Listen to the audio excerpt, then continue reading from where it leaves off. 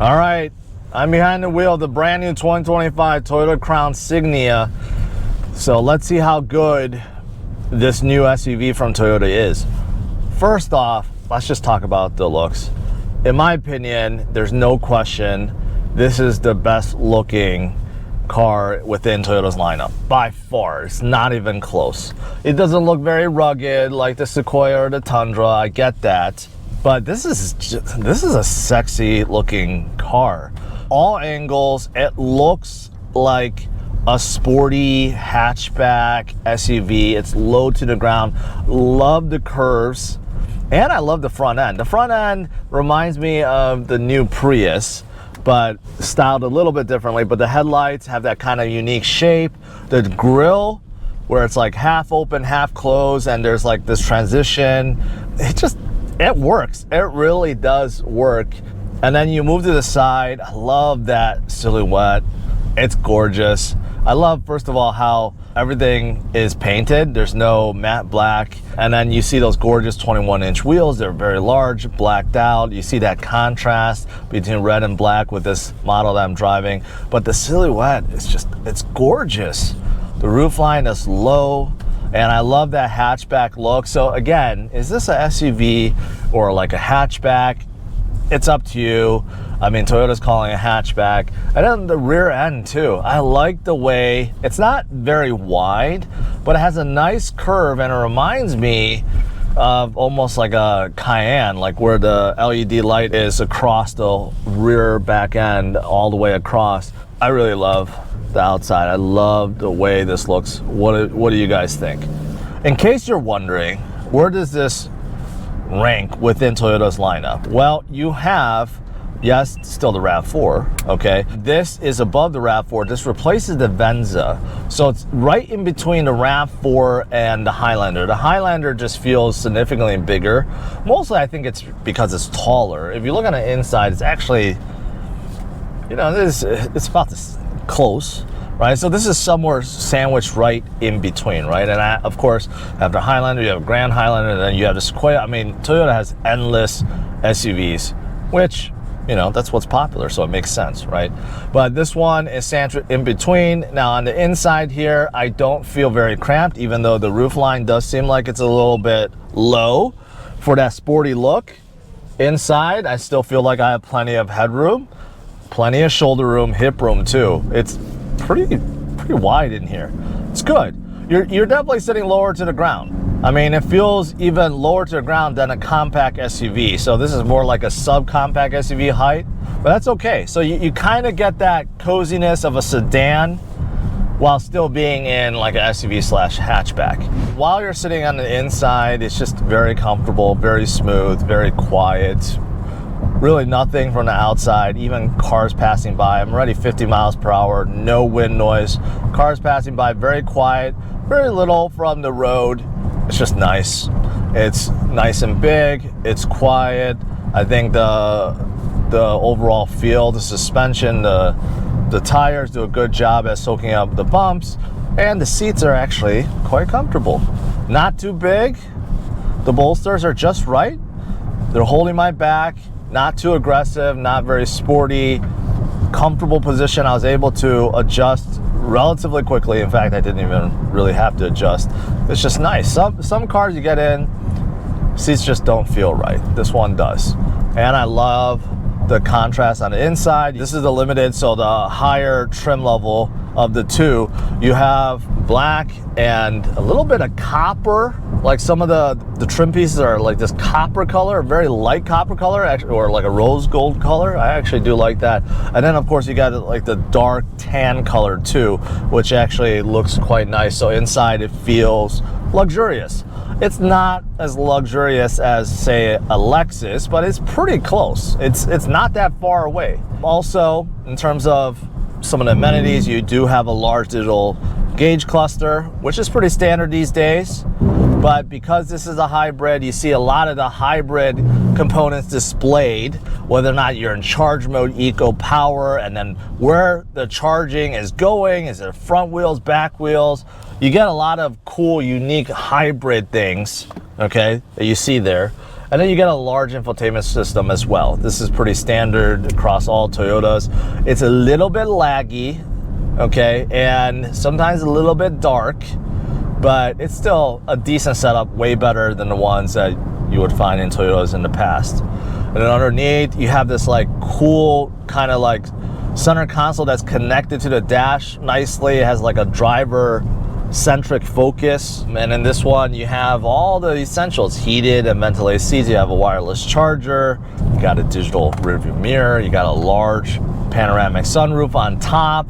So basically anything that you really want, you get. I did notice there is no heads-up display, so those of you guys that are looking for that, you may be disappointed. But everything else you pretty much get. As for the powertrain, we don't know all the specific specs, but from what Toyota has released, this is a hybrid. Only option, you have a 2.5 liter natural aspirated engine paired with 3 electric motors, standard all-wheel drive, which is good, and combined you're getting about 243 horsepower. And overall, it's anticipated to get about 36 miles per gallon combined. So for an SUV, 36 is pretty darn good. Now, when it comes to sedans, of course it's not, because when you're talking about, let's say, the new Camry, you're getting like 50 plus miles per gallon. So it's somewhere in between. And the Highlander hybrid also gets quite a lot too. So it's decent for SUV for sure, but compared to sedan, not so good. But while I'm driving right now, though, I will say that it does not, 243 horsepower feels adequate. Does not feel like it's slow. And also, unlike a traditional hybrid where sometimes you like kind of get that engine on off feel, right? Like when the engine turns on and so forth. I haven't experienced that. It's just constant smoothness and constant power. Haven't really felt anything different. So Toyota's hybrid technology, or their hybrid powertrains, have been improved over the years. So now it's just like pure smoothness, where you get that power effect from the hybrid setup, but also you do get that horsepower benefit as well. So best of both worlds. Next up, let's test 0 to 60. I do have my race box with me, so I'll be able to get accurate readings. I'm in sport mode right now, but I do have 3 people in the car, so it's going to be a little bit slower. All right, let's do this.